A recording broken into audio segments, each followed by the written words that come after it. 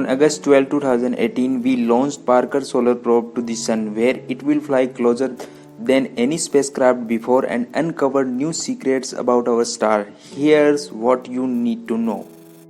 Number 1. Getting to the Sun takes a lot of power. At about 1400 pounds, Parker Solar Probe is relatively light for a spacecraft, but it is launched to space aboard one of the most powerful rockets in the world, the United Launch Alliance Delta IV Heavy. That's because it takes a lot of energy to go to the Sun. In fact, 55 times more energy than it takes to go to Mars. Any object launched from the Earth starts out traveling at about the same speed and in the same direction as Earth, 67,000 miles per hour sideways. To get close to the Sun, Parker Solar Probe has to set much of that sideways speed, and a strong launch is a good start. Number 2. First stop, Venus. Parker Solar Probe is headed for the Sun, but it's flying by Venus along the way.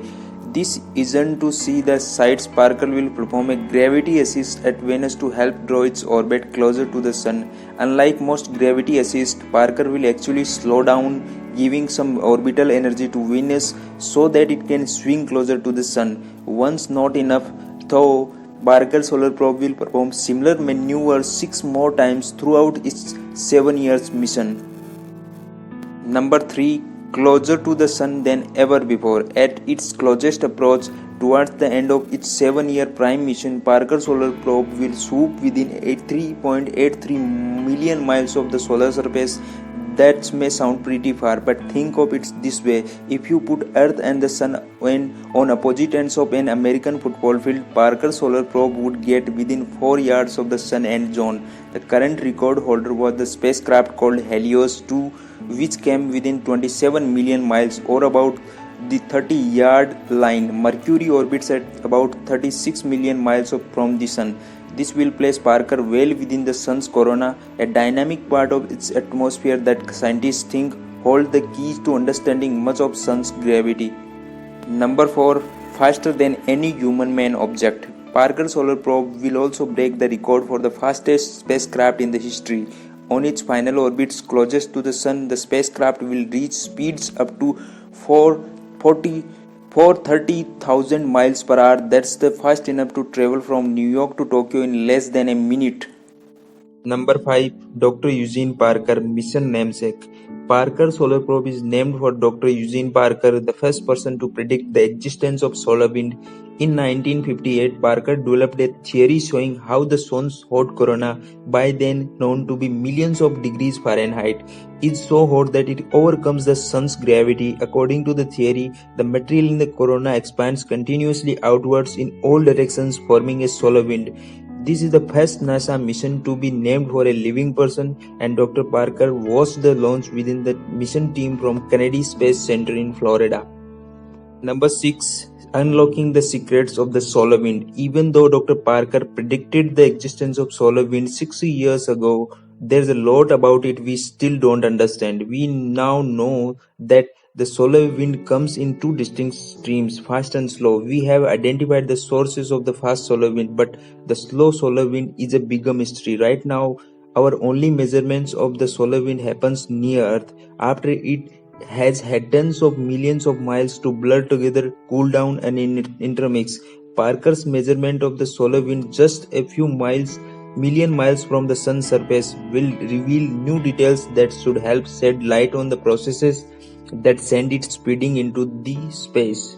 Number 7. Studying near light speed particles. Another question we hope to answer with Parker Solar Probe is how some particles can accelerate away from the Sun at mind-boggling speeds more than half of the speed of light, or upwards of 90,000 miles per second. These particles move so fast that they can reach Earth in under half an hour, so that they can interfere with electronics on board satellites with very little warning. Number 8. The mystery of corona's high heat. The third big question we hope to answer with the mission is something scientists can call coronal heating problem. Temperatures in Sun's corona, where Parker Solar Probe will fly, spikes upwards of 2 million degrees Fahrenheit, while the Sun's surface below simmers at a balmy 10,000 Fahrenheit. How the corona gets so much hotter than the surface remains one of the greatest unanswered questions in astrophysics. Number 9. Why won't Parker Solar Probe melt? The corona reaches millions of degrees Fahrenheit, so how can we send a spacecraft there without a melting? The key lies in the distinction between a heat and temperature. Temperatures measure how fast particles are moving, while heat is the total amount of energy that they transfer. The corona is incredibly thin and there are very few particles there to transfer energy. So while the particles are moving fast, they don't actually transfer much energy to the spacecraft. It is like the difference between putting your hand in a hot oven versus putting it on a hot bowl of water. In the air of the oven, your hand doesn't get nearly as hot as it would in the much denser water of the boiling pot. Number 10. Engineered to thrive in an extreme environment. Make no mistakes, the environment in the sun atmosphere is extreme hot, away in radiation and very far from home, but Parker Solar Probe is engineered to survive. The spacecraft is outfitted with a cutting-edge heat shield made of a carbon composite from sandwiched between two carbon plates. The heat shield is so good at its job that even though the front side will receive the full brunt of the sun's intense light, reaching 2500 Fahrenheit, the instruments behind it in its shadow will remain at a cozy 85 degrees Fahrenheit.